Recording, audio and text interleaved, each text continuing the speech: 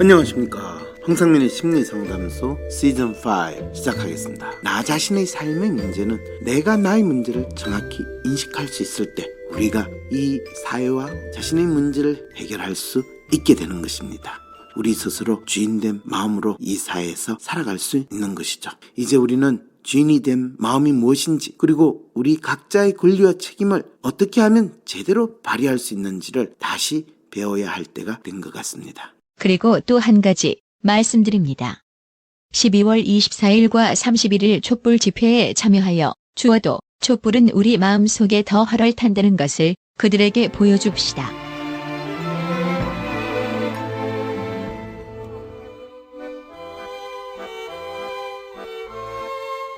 우리는 어떻게 하면 주인이 될 수 있을까요?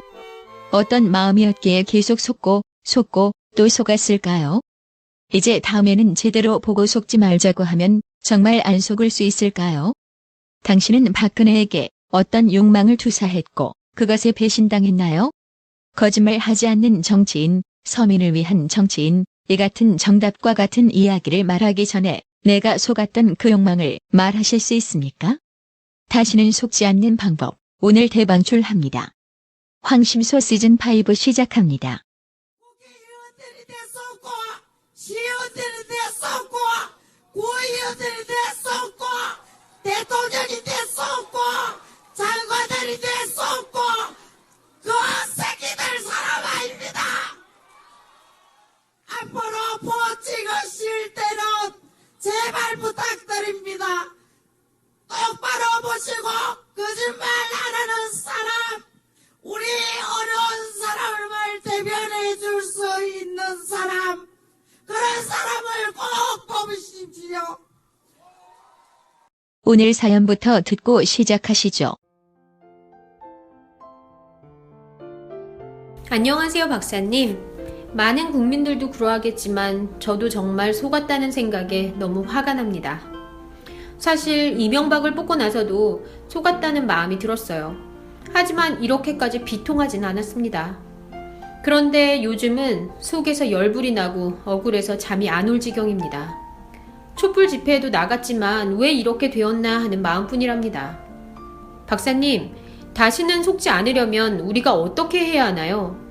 정치 지도자의 실체를 제대로 알아야 한다는 생각은 드는데 그 실체를 보기가 참 어려운 것 같습니다. 여러 번 속았더니 이제 제 자신의 판단 능력을 더 이상 못 믿겠어요. 사실 처음부터 속은 것은 아닌 듯한데 어떻게 우리는 이렇게 쉽게 정치인들에게 계속 속을까요? 그래서 박사님이 좀 알려주시면 어떨까 싶어요. 황심소 방송에서는 지난번 이재명 시장 인터뷰 말고는 다른 잠룡들 분석은 아직 안 나오더군요. 이재명 시장도 분석이라기보단 인터뷰이고요. 지금까지 방송을 쭉 들어본 결과 박사님께서는 지도자의 도덕성을 따지거나 깜냥 등의 번듯한 모습을 보고 뽑으면 또 속는다고 하시더군요. 그렇다면 도대체 무엇을 보고 판단해야 할까요? 우리는 사실 흠결 없는 깨끗한 사람을 열심히 찾는데 이것이 뭔가 이상한 것 같기는 합니다. 저는 인물에 대한 검증이나 그런 것보다는 정치인 그 사람이 과거에 한 일이나 공약 등을 보고 나름 잘 판단하였다고 생각했는데 결과적으로는 그런 식으로 생각하면 할수록 계속 실수하는 것 같아요. 아니, 계속 속는 것 같은데 어떻게 하면 더 이상 정치인의 이미지에 속지 않을 수 있을까요? 박사님은 정치인을 뽑을 때 대중들은 정치인을 통해서 자신이 얻고자 하는 욕망 때문에 뽑는다고 하셨어요. 그래서 무엇보다 자신이 가진 욕망을 포장하지 말고 차라리 그 사람을 통해 솔직하게 물어보아야 한다고 했죠. 그렇게 하면 적어도 자신의 욕망을 충족시키려는 정치인을 대리인으로 선택했기에 누가 되든 또 어떻게 되든 정치인에 대해 실망하지 않을 수 있다고 하신 것 같은데 사실 이 말은 참 어렵습니다. 아니, 불쾌하답니다. 왜냐하면 막히는 것이 저는 제가 정치인을 통해서 얻고자 하는 욕망이 무엇인지 그걸 잘 모르겠거든요. 예를 들어 정말 우리 국민들이 박근혜를 통해 충족하려는 욕망이 무엇이었을까요? 적어도 그녀가 아버지처럼 이 나라를 부강한 나라로 만들어주기를 기대했었는데 그녀는 단지 순실이와 자신이 행복한 나라로 만든 것 같아요.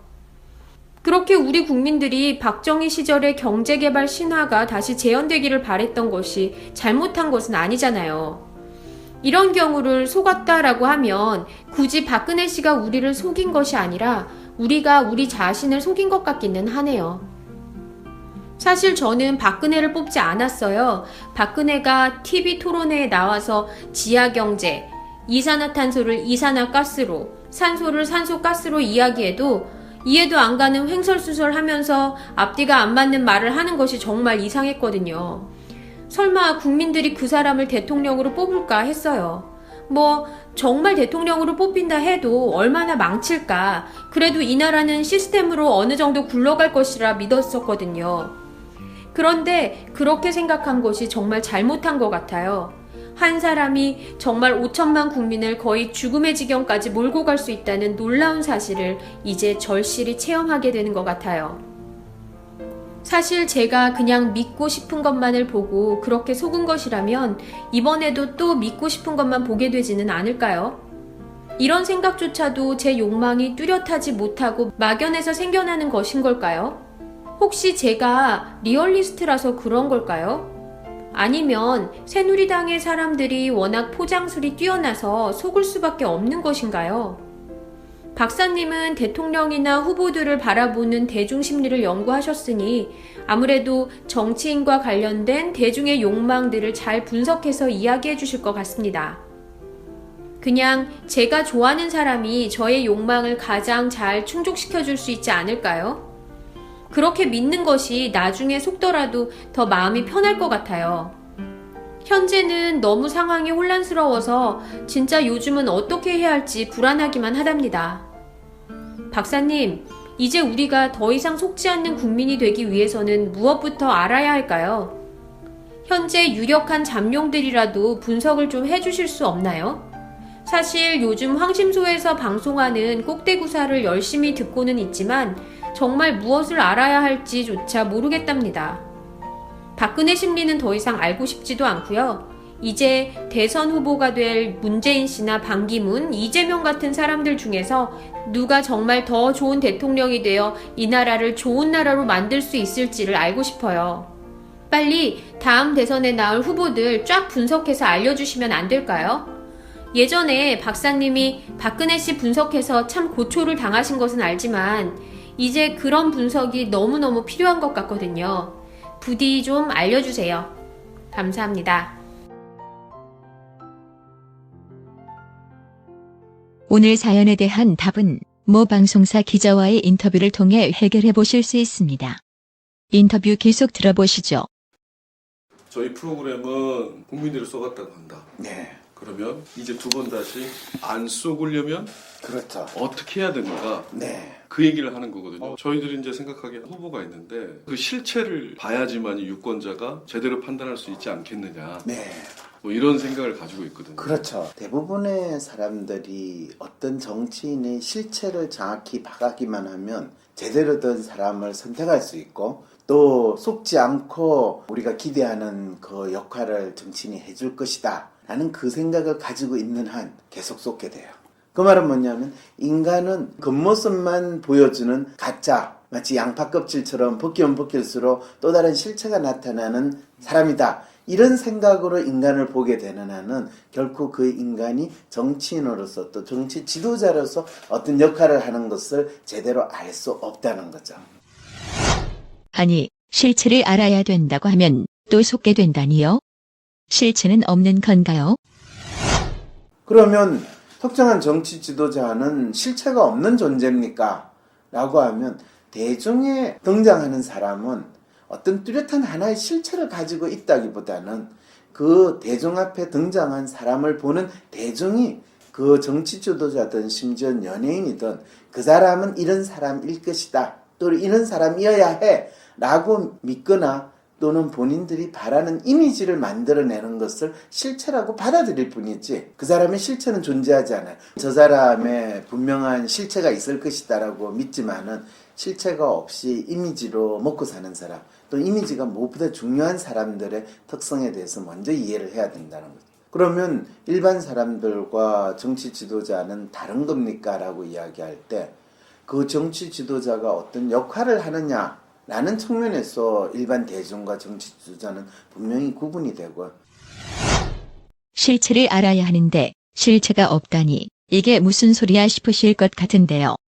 우리는 실체를 알게 되면 속지 않을 거라는 생각을 자연스럽게 합니다. 그런데 대중 앞에 나서는 사람의 실체는 무엇일까요? 그리고 그 실체는 어떻게 알 수 있을까요? 만약 당신이 여러 사람 앞에 나서서 무언가를 하는 사람이 되었을 때 당신의 실체를 볼까요? 아니면 당신의 이미지를 볼까요? 만약 당신이 연예인이 되거나 정치인이 된다면 당신의 실체가 그대로 발휘될까요? 그러면 어떻게 해야 됩니까? 그렇죠. 그러면 우리는 어떻게 하면 제대로 된 정치 지도자를 선택할 수 있습니까? 그리고 실제로 제대로 된 정치 지도자는 어떤 사람을 말합니까? 라는 질문을 할 수는 있어요. 제대로 된 정치 지도자는 본인을 선택하는 그 국민들이 어떤 목적을 위해서 또 어떤 욕망을 충족시키기 위해서 자신을 선택했는가를 잘 알고 그 국민들의 욕망을 충족시키기 위해서 노력하는 사람이 제대로 된 정치인이에요. 그 말은 첫째, 국민들은 그러면 자기의 어떤 욕망을 충족시키기 위해서 특정한 정치인을 지도자로 선택하는가 질문을 개개인이 한번 자기에게 던져보자는 거죠. 우리를 위해서 열심히 일해주기를 바란다. 그러면 그 사람이 우리를 위해서 열심히 일한다는 게 뭐니? 잘 모르겠어. 그냥 가만히 있다가 우리를 괴롭히지만 않았으면 좋겠어. 이렇게 이야기하는 사람도 있을 테고, 열심히 돌아다니면서 일을 하고 우리 문제에 대해서 잘 해결해 줄 수 있는 사람, 그 문제가 뭔데?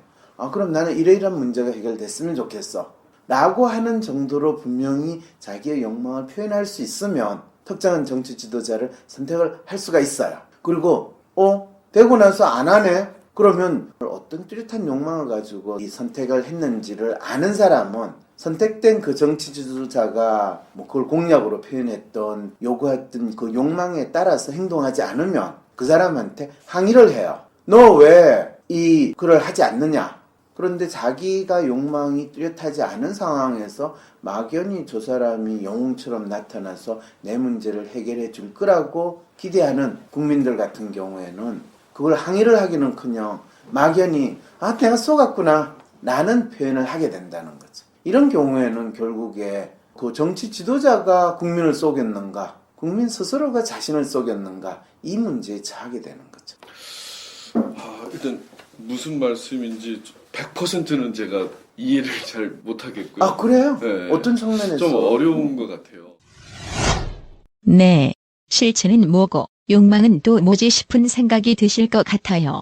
실체가 있다고 믿고 있고 내 욕망이 무엇인지 잘 모르기에 드는 자연스러운 생각이랍니다. 우선 대중이 어떤 정치인에게 지지를 하고 리더를 삼으려고 하는 것은 그 리더의 어떤 실체나 특성을 보고 합리적 판단에 의해 하는 것이 결코 아니라 정치인의 이미지, 즉 자신이 그 사람을 바라보는 방식을 가지고서 그 사람이 자신이 원하는 욕망을 이루어줄지 여부를 보고서 뽑는 것이랍니다. 그런데 그 욕망을 말하기가 조금 찌질하다거나 뚜렷하지 않으면 또 포장을 하기 때문에 그 욕망을 뚜렷하게 말하고 공론화하기 어렵게 되는 것이죠. 예를 들어 박근혜에게 누군가는 박정희의 딸이니까 강력한 독재 정치를 하더라도 경제 개발을 시켜달라는 욕망을 투사했을 텐데 그 욕망을 우아하게 포장하느라 박근혜에게 그럴 능력이 있느냐고 묻지 않았다는 거죠. 그리고 순천에서 이정현이 당선될 수 있었던 것은 예산 폭탄을 가져오겠다는 사탕발림이었는데 그 욕망을 뚜렷하게 물어보지 못하고 호남 홀대론으로 포장했었지요. 사실 영남에서도 새누리당 몰표가 나오는 이유가 그런 것이랍니다. 그래서 그 욕망을 차라리 뚜렷하게 물어보면 그것이 정말 이루어질 수 있는 것인지를 미리 알 수 있다는 것이죠. 그래서 제가 좀 구체적이고 쉽게 말씀을 이어가 보면요. 구체적으로 예를 들면 박근혜 대통령이 첫 번째 당선이 되자마자 했던 얘기가 민생 대통령, 약속 대통령, 국민 대통합 대통령이 될 것이다. 그렇게 이제 얘기를 했고, 네. 그 다음에 그때 당시 걸었던 공약들이 반값 등록금, 네. 경제 민주화, 네. 그 다음에 일자리 창출, 이런 것들을 들었어요. 그다음에 네. 평생 뭐 맞춤형 복지 정책을 네. 해서 유아부터 쭉 하겠다. 그런데 이러한 것들이 전부 거짓말인 셈이 됐거든요. 저 뻥이라고 그러죠. 그렇죠. 뻥이었거든. 당선되기 위해서만 했던. 놀랍게도 박근혜 씨 같은 경우에는 본인이 뭐 심지어는 보육 정책을 이야기하는 게 이 사람이 조금이라도 보육에 대해서 관심을 가졌나? 지난 십몇 년 동안 이 사람이 정치인으로 활동하는 동안에 보육에 대해서 이 사람이 조금이라도 자기 의견을 표현했고 또 그거에 대해서 관심을 표명한 게 있는가를 한번 찾아만 보면 그런 게 전혀 없는 사람이 갑자기 어느 날 갑자기 저는 보육 정책에 관심이 많아요. 그거는 내한테 전혀 관심을 안 가진 어떤 사람이 갑자기 나타나가지고 난 너 사랑한다 우리 결혼하자. 그럼 어떤 사람이 그 사람을 결혼하겠어요? 이 미친놈이지. 이렇게 생각하잖아요. 똑같아라는 거예요. 그런데 막연히 그렇구나 문제에 대해서 해결을 해줄 거야. 믿은 사람이 이상한 사람 아닌가요? 우린 이미 그거는 초등학생도 알아요. 근데 놀랍게도 대통령을 뽑을 때 또는 뭐 국회의원을 뽑을 때 제 아버지가 아주 옛날에 부자였대. 제가 아주 좋은 대학에 나왔대. 그러면 똑똑하겠네. 그러면 제가 부자로 살았으니까 우리도 부자로 만들어주겠네. 그렇게 믿는다는 것이 얼마나 신기한 일이에요. 근데 자연스럽게 일어나잖아. 자, 이랬을 때 그때 진짜 그 사기꾼이 나쁜 놈이야 라고도 할 수 있지만 그 사기꾼을 선택하는 나는 그럼 뭐야? 라는 질문도 동시에 던져봐야 된다는 거죠. 그랬을 때 사실은 박근혜 씨가 국회의원을 할 때도 이미 꼭두각시처럼 행동을 하고 있다는 것은 상당히 쉽게 확인할 수 있었는데 어떻게? 아니 그 전용욱 씨가 그 표현 썼잖아요. 자기가 맥도날드에 가서 햄버거 왔는데 햄버거 왔으면 먹으면 되는데 기다리고 있더라. 포크하고 나이프가 주지 않아서 포크하고 나이프 주니까 그때 잘라 먹더라. 심지어는 그분이 국회의원 시절에 전용욱 씨도 언급했던 사진인데 비가 오는데 가만히 비옷 입고 있어요. 근데 머리 후드를 안 쓰고 있어요. 아니 다른 사람 다 썼는데 누군가가 씌워주기 전에는 본인 스스로 안 썼대. 본인이 팔이 없어요. 뭐가 없어요. 근데 씌워주니까 그대로 앉아있더라는 거예요. 와, 이 사람은 극단적으로 누군가가 돌봐주지 않으면 가장 기본적인 행동도 잘 못하는 사람이다 라는 생각도 해볼 수 있거든요. 그런데 그런 생각을 하면 마치 불경제를 지는 것 같고 감히 어떻게 그런 질문을 던지냐 라는 마음을 대한민국 국민들이 상당히 많이 가졌다는 거예요. 대부분 사람들이 박정희 대통령의 딸이니까 공주로 모셔야 된다는 마음으로 박근혜 씨를 봤다라는 거. 그런 부분에서는 대한민국 사람들이 정치 지도자를 선택하는 심리는 민주주의 사회에서 분명한 시민의식을 가지고 저 사람이 나를 대신해서 나를 대표하는데 내하고 비슷한 사람이거나 심지어는 내보다 더 할 일이 없어가지고 내 대신 내 심부름 해주는 사람인데 그러니까 중간에서 얼마든지 빙땅도 치고 뻥도 치고 사기도 칠 거니까 내가 잘 관리 감독하면서 인간을 부려먹어야지 이런 생각으로 정치 지도자를 선택하지 못한다라는 거죠. 또 한편으로는 저 더러운 인간들, 저 나쁜 놈들 온갖 거짓말하고 사기꾼 다 하는 그 사람들이 뭔가 똑똑하고 잘난 사람들이니까 저 짓을 하겠지. 그러면 저 사람이 내보다 더 똑똑하고 잘났으니까 나를 위해서 뭔가 잘해주겠지. 이런 마음으로 학벌도 상당히 중요시 여기고 결국에는 좀 더 나와는 다른 번듯한 사람을 뽑기만 하면 그 번듯하고 잘나신 분들이 내 문제를 잘 해결해 줄 거라고 믿는 그 마음이 드러난 거죠. 그렇지만은 모든 인간은 번듯하고 잘날수록 똑똑할수록 기본적으로 자신의 욕망을 충족시키는 것이 인간의 기본적인 특성이에요. 얼마나 관리 감독을 잘 해가지고 그 사람의 능력을 잘 뽑아먹을 수 있느냐에 달린 거지. 저 사람이 순수한 의도로 좋은 인성을 가졌기 때문에 우리를 위해서 잘해줄 거라고 기대하는 거는 마치 모든 인간은 절대적인 선을 추구하는 그런 이상적인 인물이어야 된다라는 당위적인 생각을 현실에서 그대로 일어난다라고 믿지 않고서는 결코 일어나지 않는 일이라는 거죠. 당위적으로 인간이라면 그러면 안 되지, 그래선 안 되지, 이런 식으로 생각하면 결국 인간을 제대로 이해하지 못하고 속게 된다는 이야기이군요. 우리는 왜 본인도 하지 못할 어떤 절대선을 정치인에게 요구하는 것일까요? 나와 다른 월등한 사람이라고 생각하기 때문일까요? 정치인도 어디서 뚝 떨어지는 영웅이 아니라 우리와 같은 인간인데 말이지요. 신뢰와 원칙을 주장했던 박근혜 대통령은 어떤 사람인가요? 실제 신뢰와 원칙을 지키는 사람인가요? 아니면 그걸 자신의 포장으로 사용했나요?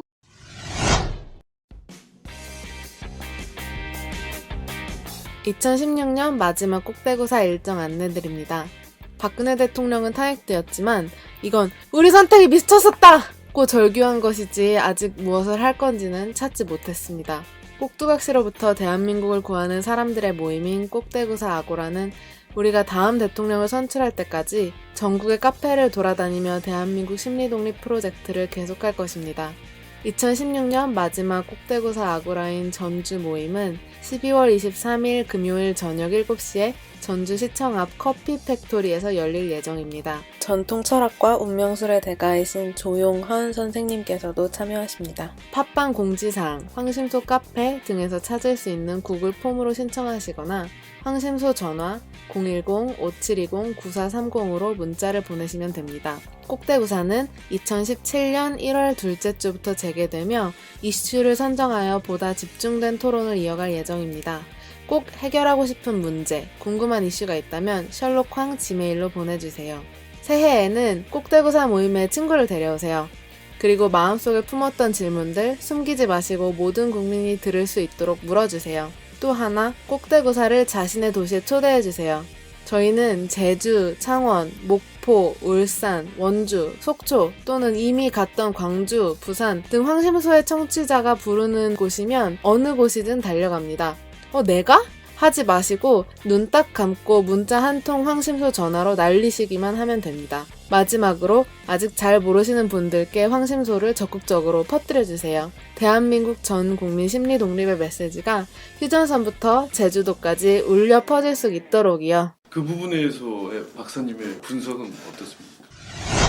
그 부분이라고 하시면 박근혜에게 대중이 바랐던 욕망을 말하는 것이죠. 그거는 사람들마다 다 달라요. 저는 각 사람들한테 당신이 박근혜 씨를 통해서 충족하려고 했던 욕망이 뭡니까? 라는 질문부터 먼저 던져주고 싶어요. 그럴 때 재밌게도 박근혜 씨가 대통령 선거를 할 때 국민 행복 시대를 열겠습니다 이랬거든요. 새로운 시대, 국민 행복 시대를 열겠습니다. 그러면 사람들이 가지고 있었던 욕망은 행복이라는 거예요. 그럴 때 저는 이제 온 국민이 지금 쏘을 준비를 하고 있구나. 왜? 그 당시나 그 전에 몇 년 동안 많은 사람들의 뭐라고 상투적으로 이야기했냐면 행복하고 싶어요. 그런데 막연히 행복을 이야기하는 그분한테 당신이 말하는 행복은 뭡니까? 어떤 상태가 행복했으면 좋겠습니까? 그냥 평범하게 잘 살았으면 좋겠어요. 사람들이 자기의 삶을 만족하면서 자기가 살아가는 데 있어서 특별한 욕망이 없는 상태, 그 상태는 사실 정치 지도자에 대해서 큰 기대를 하지 않을 뿐더러 또 특정한 정치 지도자가 나의 삶을 바꾸거나 또 나의 삶을 다르게 할 거라는 기대를 하지 않아요. 그런데 이명박 때나 박근혜 씨를 대통령으로 선출할 때 그때는 많은 대부분의 대한민국 사람들이 자신의 삶에 대해서 만족하지 못하고 있었고 자신이 가지고 있는 얼마 안 되는 거 또 뺏길지도 모른다는 불안, 또 미래가 안정적인 상태로 되지 않을 것 같은 그런 위기감, 이런 것들을 아주 심하게 느끼고 있을 때예요. 그러니까 사람들은 그러면 뭐 때문에 내가 이런 불안을 느끼고 이 미래가 안정적이지 못한다라고 느끼는가를 알려고 하기보다는 막연히 행복했으면 좋겠어요. 그거는 자기 문제를 정확히 인식하기보다는 누군가 영웅 같은 인물이 나타나가지고 일거에 자기 문제를 해결해 주기를 바라는 그런 상태가 되면 쏘가요. 내가 가는 길이 험하고 멀지라도 그대 함께 간다면 좋겠네. 우리 가는 길에 아침 햇살 비치면 행복하다고 말해주겠네. 여러분, 요즘 행복하신가요? 자신의 문제가 무엇인지, 자신의 욕망이 무엇인지 스스로에게 묻지 않았을 때 우리는 누군가가 던진 그 행복이라는 미끼에 속은 것이랍니다. 그 박사님, 저는 이제 솔직히 말씀드리면은 우리 시청자 타겟층을 누구로 생각을 하냐면요, 바로 51.6%의 그분들에게 이 프로그램을 지금 그렇죠. 하고 싶거든요. 예. 그럴 때 사실은 그분들이 박근혜 씨를 어떻게 보고 있느냐라고 하면 윤호님이라고 불러지는 연예인 아시죠? 거의 하나님과 동격인 느낌으로 이름을 윤호님이라고 표현했다는 것이 상당히 재미난 심리 현상인데, 지난 대선에서 박근혜 씨를 적극적으로 지지하고 뽑았던 사람들의 심리는 윤호님이라고 특정 연예인을 좋아하고 지지하는 사람의 심리와 동일하다는 거죠. 박근혜 씨를 윤호님이라고 생각하고 찍었고요. 그럴 때 그 사람이 당신을 위해서 뭘 해주기를 기대합니까는 각자 내가 그 사람을 찍었다는 것만으로 내 삶이 뿌듯하고 괜찮은 것 같아요. 아버지가 우리가 존경하고 가장 좋아하는 대통령이었잖아요. 그러니까 그분의 딸이니까 당연히 그분 이상의 능력을 발휘하지 않겠어요? 적어도 보고 배운 게 있을 텐데, 이런 기대와 미신을 일종의 절대 부정할 수 없는 믿음으로 스스로 받아들이는, 그게 우리가 보수 언론이라고 이야기를 하고 또 그것이 마치 이념에 의해서 일어나는 것처럼 포장을 하는데 전혀 그렇지 않아요. 특히 이념적인 지향 전혀 없는 사람 입장에서는 연예인한테 우리가 쏟게 됐다라는 걸 뚜렷이 느낄 때 느끼는 감정과 똑같이 가지는 거죠. 대부분은 연예인들이 스캔들이 나고 사진으로 찍혔다 그래도 아닐 거야 생각해요. 그런데 이제 빼도 박도 못하는 증거가 나왔을 때, 연예인이 약을 했더라, 또는 어떤 이 성범죄와 관련이 됐더라, 이렇게 되면 이제 갑자기 그 연예인에 대해서 지지하는 팬클럽이 완벽하게 그 사람을 안티하는 또는 부정하는 세력으로 바뀌는데, 박근혜 씨에 대해서 지금 너무나 견고한 지지층조차도 없어지고 진짜 오차 범위의 지지 수준밖에 안 남은 이런 급격한 변화가 일어났던 거는 아주 완전 무결한 아이돌 스타, 라는 식으로 상상하고 싶고 남다른 능력이 있을 것이다 라고 믿었던 것이 순식간에 우리가 보기에 너무 천박한 청담동 아줌마의 꼭두각시 노릇을, 또는 그거를 1, 2년도 아니고 수십 년 동안 해왔다라는 걸 느끼는 순간에 사람들은 이제 마치 자기가 좋아했던 아이돌 스타가 엄청난 스캔들의 주인공이 있다는 것을 알게 됐을 때 그 사람을 거부하게 되는 그 심리 상태로 빠지는 거죠. 지금은 팬이 안티로 돌아선 상황이군요. 지지하지 않았던 사람들뿐 아니라 지지했던 사람들이 더 큰 배신감을 느끼고 있을 수 있겠군요. 일단 박사모는 논외로 하고요. 그러면 그 박근혜 후보를 지지했던 사람들, 그때 당시 어떤 욕망, 어떤 희망사항이 박근혜 씨에게 투영이 됐을까요? 사람들은 각기 달라요. 그래서 이 사람들이 각기 다른 형태로 박근혜 씨에 대한 이미지를 소비하는 일이 벌어졌고, 그것이 어떤 사람한테는 재벌 2세, 3세를 흠모하는 마음으로 그게 받아들여질 수도 있는 거고, 어떤 사람한테는 과거의 향수의 욕망을 충족시키는 형태가 될 수도 있고, 어떤 사람은 현재 정치 권력에 대해서 또 현재 천박하고 돈만 쫓는 듯한 저런 정치 지도자는 아니다라고 믿는 사람한테 하나의 대안적인 선택이 될 수 있었던 게 박근혜신 거죠.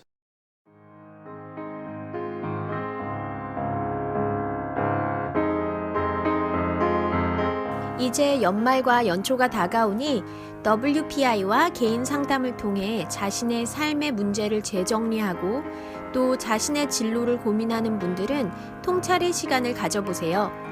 수상한 시국이라 정치인들 다 도둑놈이다 막연하게 싫어하지 마시고 빙의하셔서 WPI 검사를 하시고 또 사연 보내주시면 어떤 사람인지 낱낱이 파헤쳐 드리겠습니다. 위즈덤센터 홈페이지에서 WPI를 검사하시고 그 결과를 사연과 함께 셜록황 gmail로 보내주세요. 이메일 주소는 serlockWhang@gmail.com입니다. 사연 많이 보내주세요.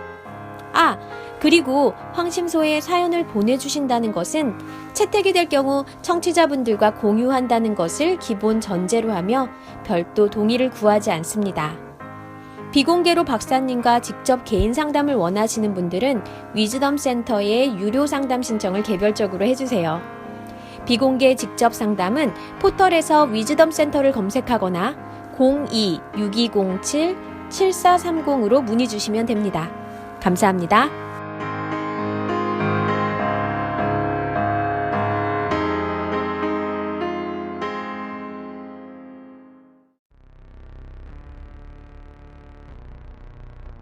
헬조선에서의 심리 독립을 돕는 방송 황심소입니다. 황심소가 더욱 많은 사람들의 심리 독립을 도울 수 있도록 후원해주세요. 방법은 아주 간단합니다. 네이버에서 황심소 골뱅이를 검색해주세요. 황심소 홈페이지 후원하기 메뉴에서 바로 신청 가능하십니다. 여러분, 팟빵 말고 황심소 홈페이지에서 꼭 후원해주세요. 홈페이지 주소는 황심소.modu.at입니다. 안정적인 직장, 번듯한 집과 차, 부자가 되면 행복할 수 있을까? 만약 대통령이 바뀐다면 그분이 날 구원해 줄 수 있을까? 힐링도 위로도 이젠 지친다고 하네. 다들 문제 렁뚱한 데서 찾네. 이거 다 거짓말인 걸 아시죠? 저는 속았습니다. 이젠 속지 말고 황심소들을 차례. 너와 날 제대로 알고 싶다면, 남 탓 그만하고 홀로 서고 싶다면, 새로운 변화를 만들어 가고 싶다면 후원하기 클릭 황상민의 심리상담소. 팟빵 구독하기, 댓글 달기, 하트는 기본인 거 아시죠? 유튜브, 페이스북, 네이버 카페, 카톡, 인스타에서도 황심소를 검색해주세요. 더욱 다양한 소식으로 찾아뵙겠습니다.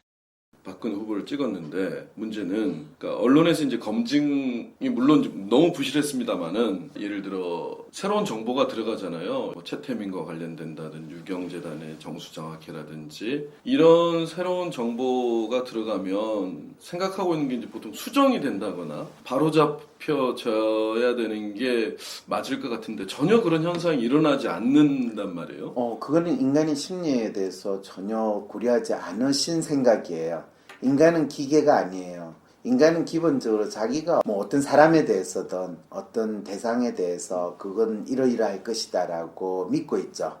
그러면 자기가 믿고 있는 것과 반하는 정보가 들어오면 자기가 믿고 있는 것을 바꾸지 않아요. 일단은 그 반하는 정보를 쳐내는 것이 가장 인간이 먼저 하는 거예요. 그리고 그것이 가장 자연스러운 인간의 행동이에요. 그런데 그 뱉어냈을 때 그거 왜 뱉어내니? 그게 말이 안 되는 게 아니라 이런 거야 라고 하면서 두서너 사람이 또는 여러 명이 그거에 대해서 여러 번 토의를 해요. 이러면서 상당한 토론을 거치거나 상당한 대화가 있으면 조금씩 처음에는 소화가 될 수 없다고 생각했던 그 지식이나 정보가 조금씩 소화 가능하게 바뀌면서 우리한테 섭취가 돼요. 그런데 대한민국 언론이나 일상생활에서 선거를 하는 국면이거나 선거 전에 그런 일이 있었냐라는 거예요. 그리고 그럴 가능성이 조금이라도 있으면 언론이 벌떼같이 들러들거나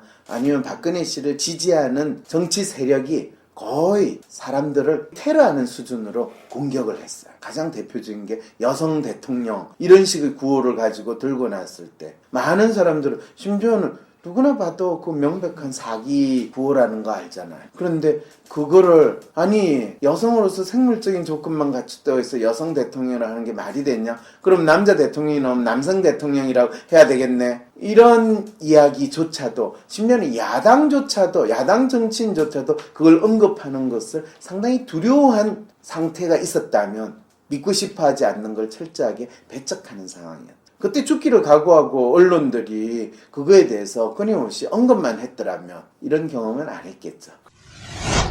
아마도 황심소 청취자분들 중에는 박근혜 씨를 뽑은 사람은 많지 않으리라 생각합니다. 그리고 나는 안 뽑았는데 뽑은 사람들 반성해야 한다고 심판자 모드로 생각하고 있지는 않으실지요? 그런데 박근혜 지지자와 좀 더 자연스럽게 이야기는 해보셨을지요?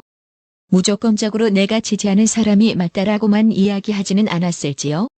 그리고 내가 지지하는 사람에 대한 반박이나 그런 것에 감정적으로만 대응하지는 않았을지요? MB 정권만 조롱하고 문재인만 지지하면서 똘똘 뭉치면 이길 수 있을 것이라고 생각하지는 않았을지요? 그것이 오히려 박근혜 지지자들을 더욱 결집하게 한 결과는 아니었을지요? 그러면 결국은 그 이미지를 어떻게 할 수가 없는 건가요? 어떻게 할 수가 없지 않죠. 지금 대한민국에서 일어나는 또 재밌는 현상이 있잖아요. 안철수 씨의 지지도가 올라가야 되는데 이상하게 빠지고 있고, 문재인 씨의 지지도가 확장되고 더 올라가야 되는데 계속 정체가 되고 있고, 이재명 씨에 대한 지지도가 상당히 급속하게 올라가고 있는 이 변화는 뭐로 의미하는가? 정치인에 대한 이미지가 대중들이 가지고 있는 욕망하고 매치가 되기 시작하고, 잘 매치가 되는 사람은 이 지지도가 높아지는 거로, 정체되는 사람은 그 이미지하고 욕망하고 지금 막연하게 매치가 잘 안 되거나 또는 심지어는 떨어지는 결과까지 지금 일어나고 있다는 걸 알려주고 있는 거죠. 자, 이랬을 때 진짜 대중들은 그러면 더 물어봐야 돼요. 내가 가지고 있는 욕망이 특정 정치인에 대한 이미지로 부각이 되고 있다면 나는 어떤 욕망을 그 정치인에게 투사하고 있는가? 그리고 그 정치인은 뚜렷하게 어떤 이미지를 지금 대표하고 있는가? 이거를 언론에서 확인하고 또 대중들이 알 수 있을 때, 나는 저 사람한테 이걸 기대하고 있구나. 내가 가진 욕망을 이렇게 투사하고 있구나. 그럴 때 안정이냐, 개혁이냐, 변화냐, 혁명과 같은 사태의 발전이냐, 기존의 체제가 바뀌어야 된다고 믿느냐, 새로운 패러다임의 전환을 기대하느냐, 이런 것들이 자연스럽게 욕망을 표현하는 단어가 되는 거죠.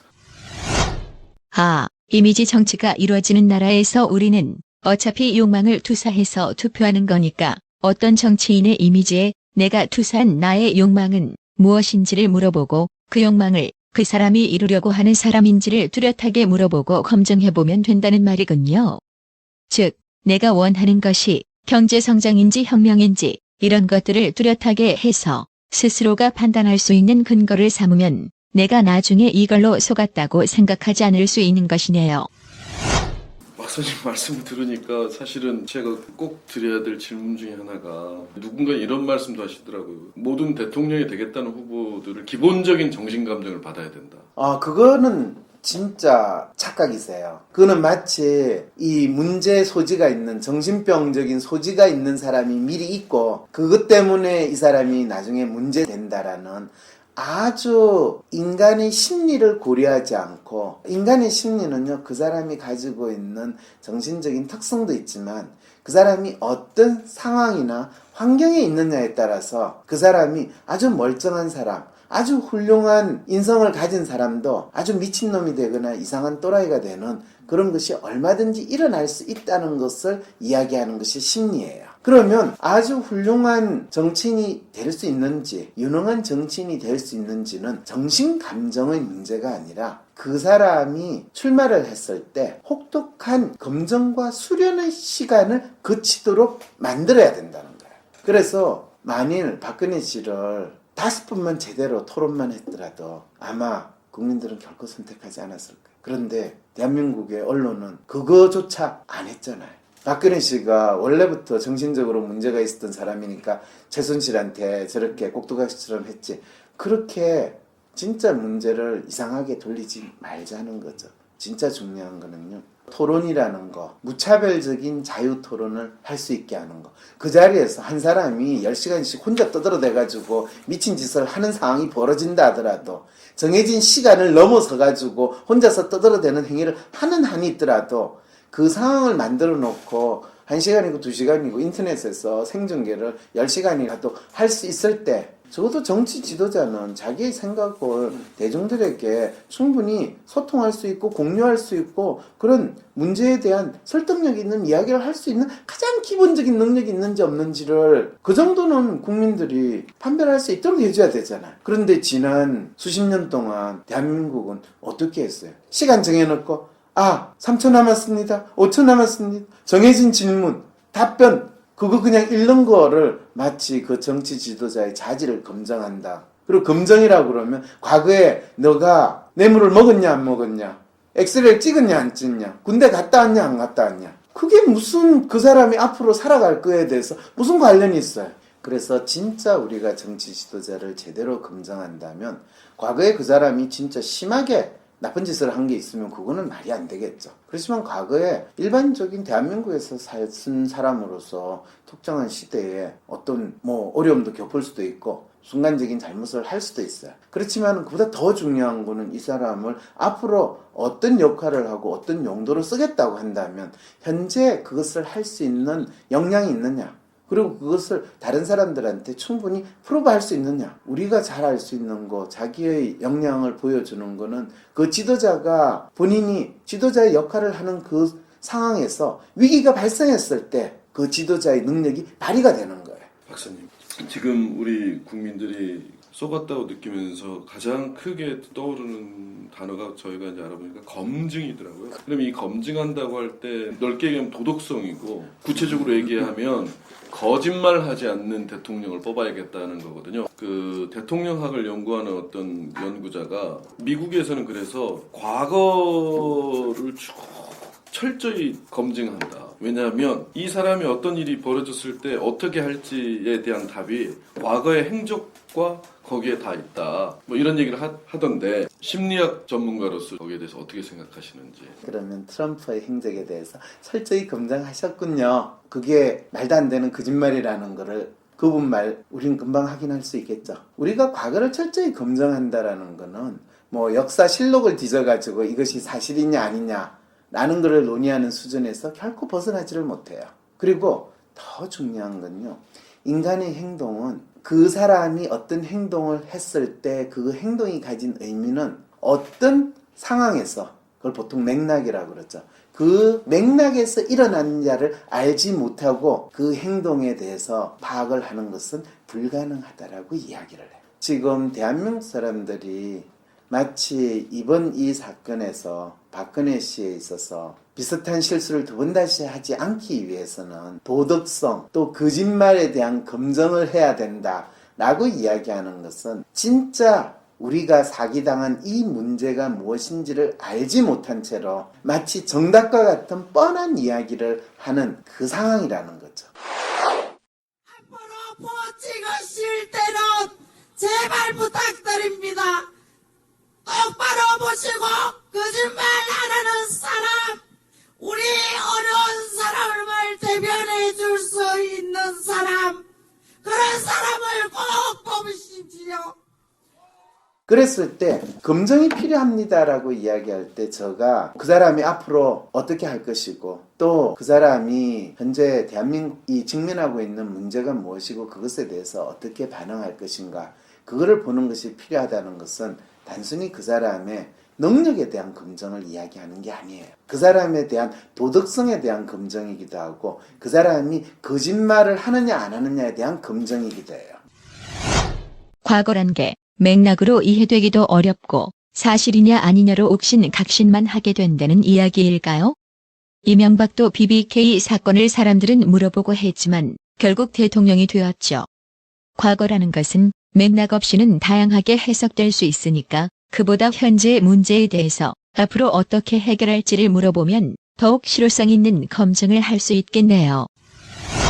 그 박사님이 우리들이 욕망이 투사된다. 결국 그 욕망이 매칭되는 사람을 우리가 투표하게 된다. 이게 이제 흔히 말하는 왜 유권자들은 이성적으로 투표를 하지 못하고 감성적으로 투표한다 이런 얘기가 있거든요. 사실은 그 이야기가 얼마나 논리적으로 잘못된 이야기냐면요. 인간은 기본적으로 자기가 선택을 할 때 이성적인 선택을 해야 한다는 당위성은 있을지 몰라도 결코 이성적으로 선택하지 않아요. 그거는 이미 노벨 경제학상을 받은 심리학자가 연구를 해가지고 노벨상까지 받은 이론이에요. 이 투표를 하거나 선택을 할 때 이성적이고 합리적인 선택을 해야 된다. 인간이 이성적이고 합리적인 선택을 할 수 있으면 좋겠지만 그건 인간이 아니고 기계적인 컴퓨터로 인해가지고 분류할 때나 일어나는 일이지 인간은 아니라는 거예요. 아니 그러면 박사님, 결국은 정치인들이 대중정치, 이미지 정치를 하고 그러면 우리는 어쩔 수 없이 그 이미지를 보고 또다시 투표를 하게 되는 셈이네요. 이제 계속해서. 그게 뭐 문제가 있어요? 그런데 이제 문제는 지난번에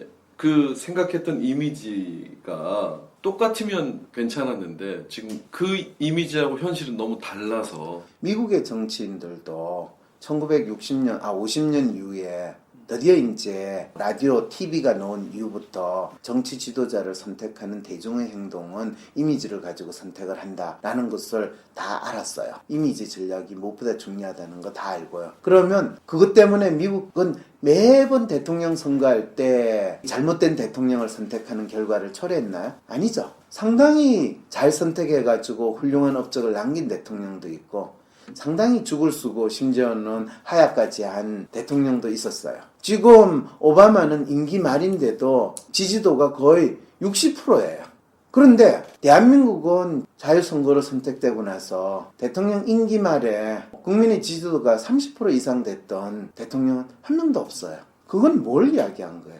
그거는 이미지로 선택을 하지 않고 공약이나 이성적인 선택을 해서 일어난 실패일까요? 아니면 이미지 선택을 했는데 스스로 그거를 이성적이고 합리적인 선택을 못했다라고 착각하는 결과일까요?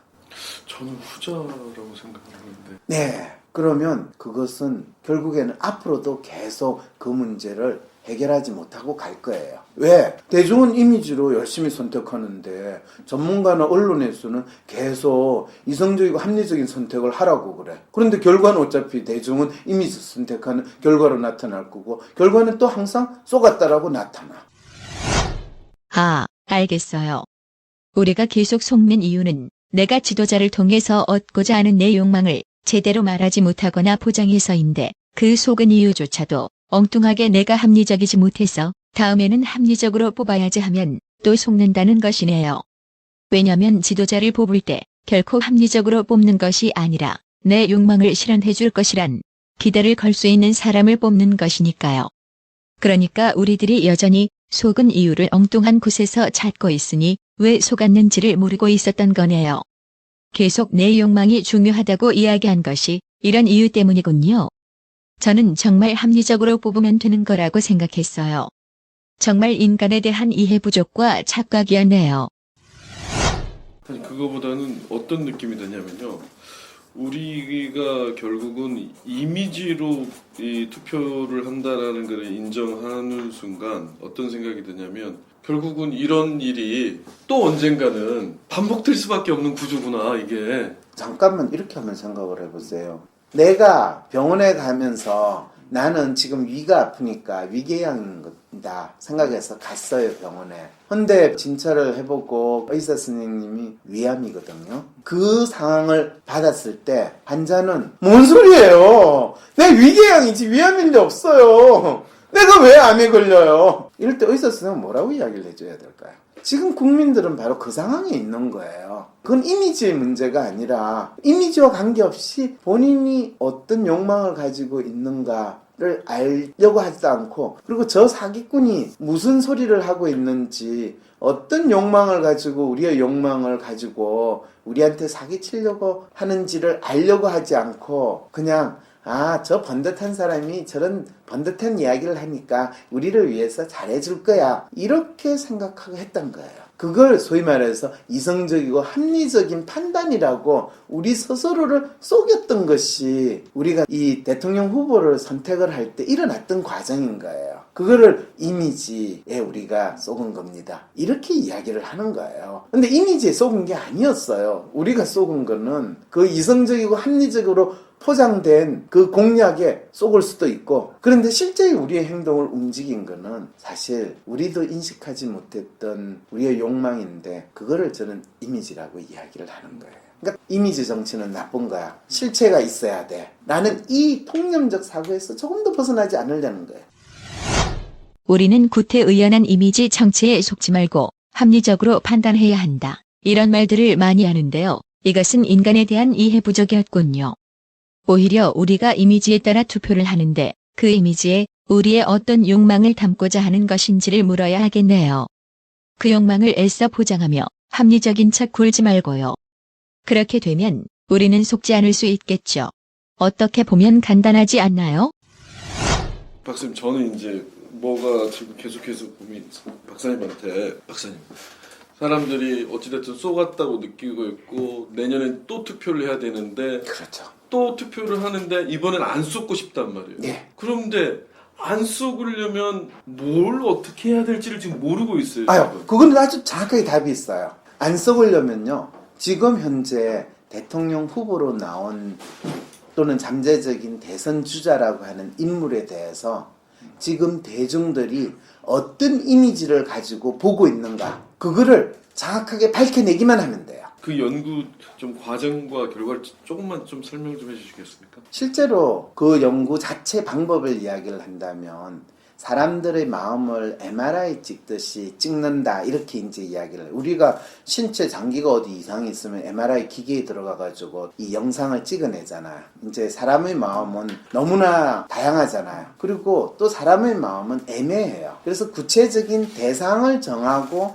그 대상에 대해서 그 사람의 마음이 어떻게 나타나는지 MRI 찍듯이 찍어내는 방법이 있어요. 제가 이미 2004년, 5년부터 박근혜 씨에 대한 연구와 뭐 그 당시에 노무현 대통령에 대한 연구, 그 이후에 이명박 대통령에 대한 연구, 정치 지도자를 바라보는 대중이 가진 이미지에 대한 연구는 지금으로 따지면 거의 3, 4년 동안 해왔어요. 거의 주기적으로 매년마다. 근데 그 당시만 하더라도 박근혜 씨가 대통령이 되고 나서는 그 연구하는 걸 다 포기했어요. 왜냐하면 내가 연구한 결과를 아무리 이야기해도 사람들은 믿으려고 하지 않았기 때문에.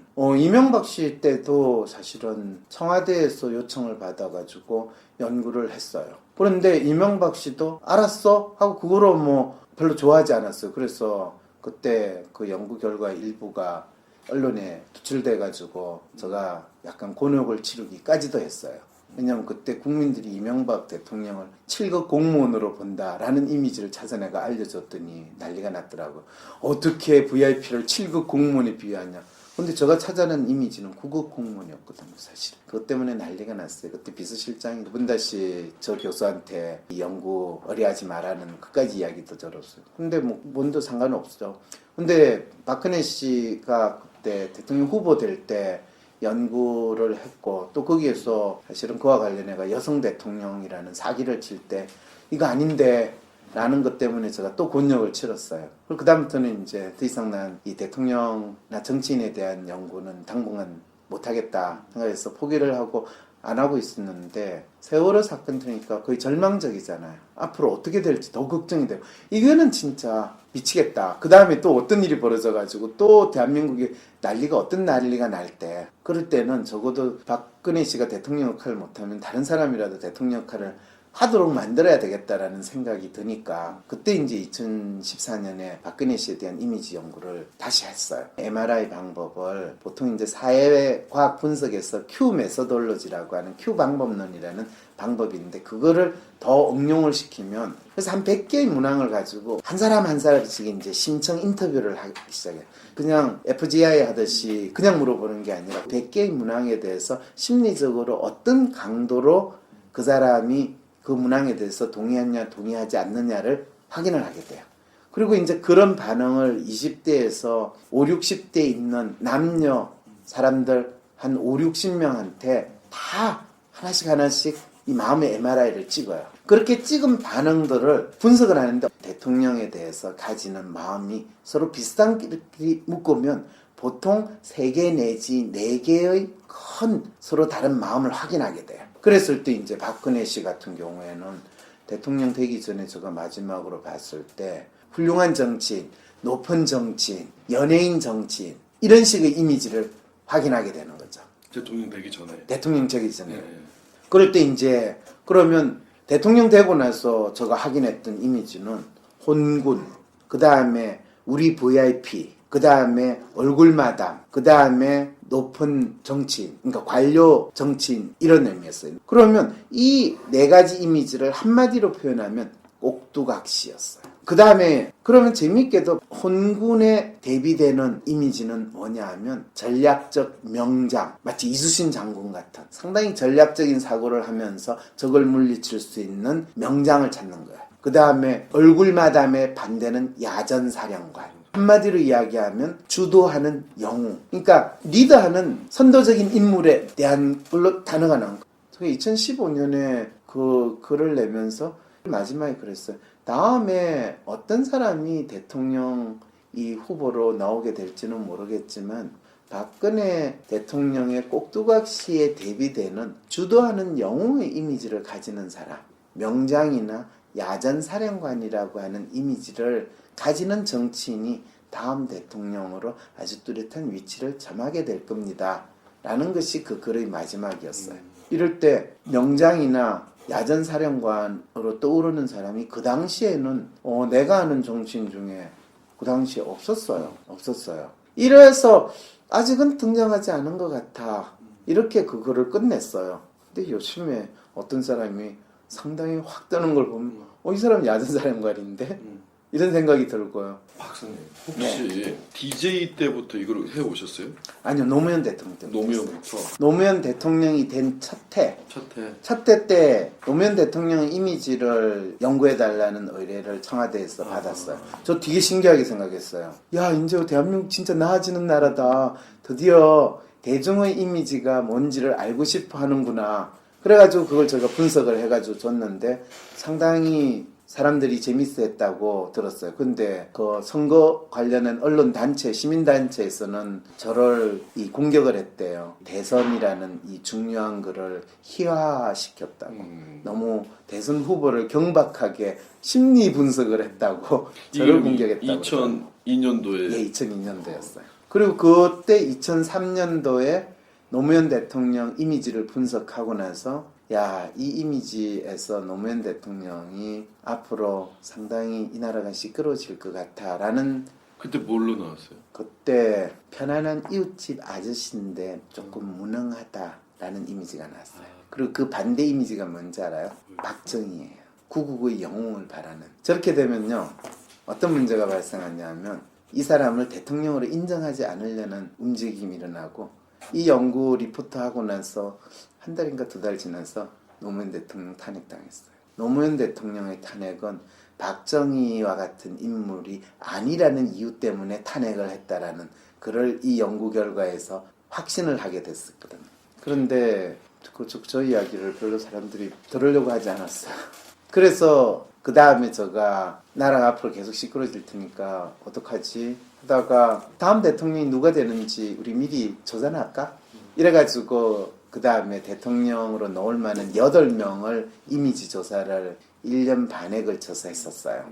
이거 조사하는데 시간과 에너지가 엄청 많이 들어요. 어쨌든 저도 놀랍게 그걸 다 했어요. 근데 그거를 가지고 그때 월간 조선에서 4번에 걸쳐가지고 제가 2명씩 해가지고 글을 썼었어요. 근데 아무도 관심이 없었어요. 그때 이미 박근혜 씨와 이명박 씨의 이미지 다 분석했어요.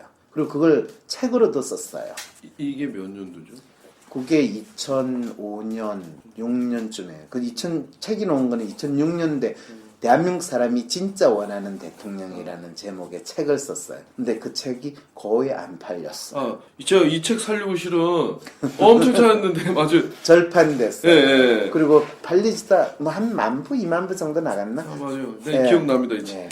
그때 이미 박근혜 씨와 이명박 씨에 대한 이야기 다 했어요. 이 두 사람이 다음에 가장 유력한 후보가 되겠구나를 확신을 했죠. 근데 그때 고건 씨 그때 지지율이 50% 이상이 될 때였어요.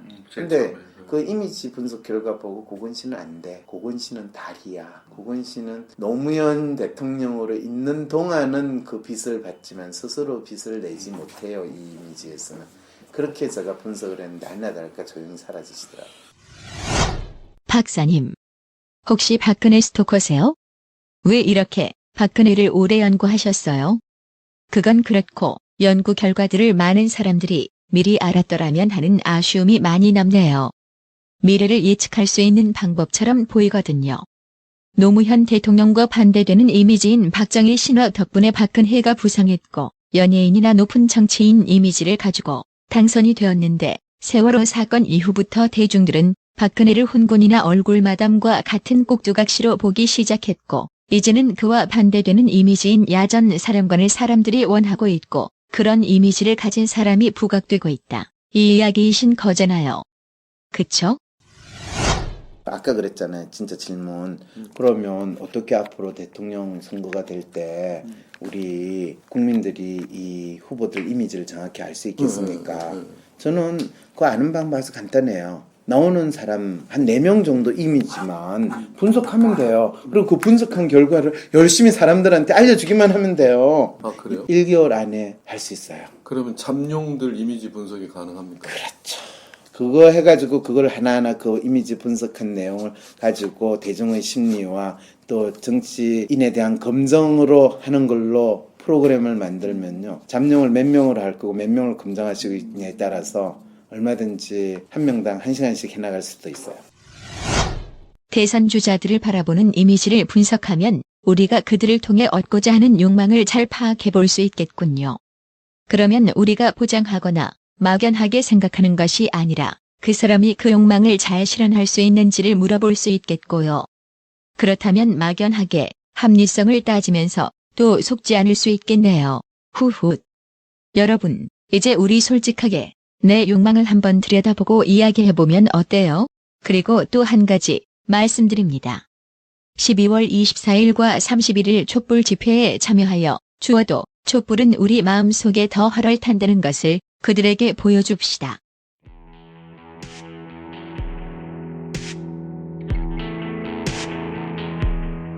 황심소 차기 잠룡 이미지 연구 프로젝트. 황심소에서는 2017년 조기 대선을 준비하기 위해서 문재인, 이재명, 반기문 이렇게 3명의 정치인에 대해서 차기 잠룡 이미지 연구를 진행하고 있습니다. 박근혜 대통령이 탄핵된 시점에서 대중이 각 정치인에 대해서 어떤 이미지와 바램을 가지고 있는지, 그 사람의 실체는 뭐고 우리는 그 사람에게 뭘 기대할 수 있는지, 그리고 각 후보의 성공적인 대선 전략은 뭐가 될 수 있는지 속 시원하게 보여드리겠습니다. 청취자 여러분, 황심소의 새로운 대선 주자 이미지 연구 프로젝트에 동참해주세요. 우선 연구를 진행하기 위한 펀딩이 정말 필요합니다. 잠룡 1명의 이미지를 분석하는 데는 1,000만원의 연구비가 소요됩니다. 잠룡 3명을 분석하기 위해서 3,000만원의 연구비가 예상되며 만원씩 3,000명의 후원자께서 동참해주신다면 황심소는 1월 말까지 본 연구를 완료하여 국민과 공유할 수 있을 것입니다. 4,000만원이 후원된다면 제4의 잠룡 또한 분석할 수 있을 것입니다. 결과는 이후 황심소와 꼭대구사 아고라를 통해 공개될 예정입니다. 황심소 카페나 팟빵 공지사항의 정기 후원 링크를 통해서 후원에 동참해주세요. 황심소 계좌인 하나은행 231-910016-51404를 통해서 1회적 후원도 가능합니다. 또 아고라가 열리는 날 조금 일찍 오셔서 연구에 직접 참여해주세요. 문화상품권을 드립니다. 그럼 황심소의 새로운 프로젝트 기대해주세요.